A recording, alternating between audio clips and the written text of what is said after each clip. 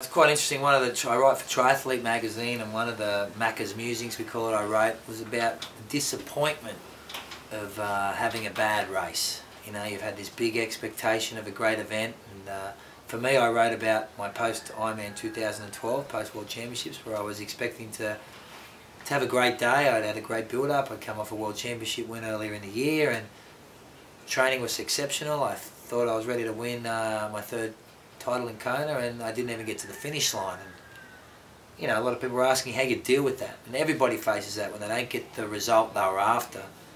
And you know, it was a bit of a slap in the face for me. I remember coming back after that race, sitting in my house, and my daughter Talia could tell I was very sad or down. I was trying to be brave, and I was down, and she sort of gave me the kick in the, you know, the kick I need. I'm always preaching to her that you should be process driven, not results driven. And she said to me, Dad, her exact words were, "Dad, why are you sad?" And I said, "Oh, Dad's not sad, he's disappointed after a bad race." And he said, "Dad, you shouldn't be disappointed. You did the best you could today, and if that best is not the best," she said, "you did the best you could today, Dad, and that doesn't mean you can't be better tomorrow, but as long as you did the best you can today, then that's all that you can be. But just try and be better tomorrow."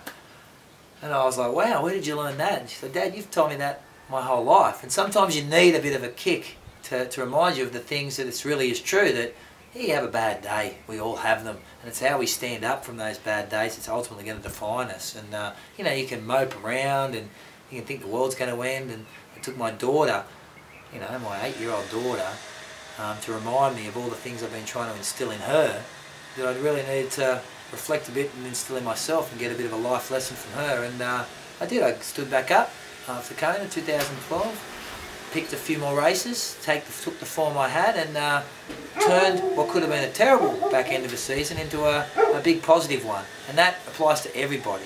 We all have bad races. It's how we rise from the ashes that'll define us, and ultimately will you could lead to bigger and better things, you know.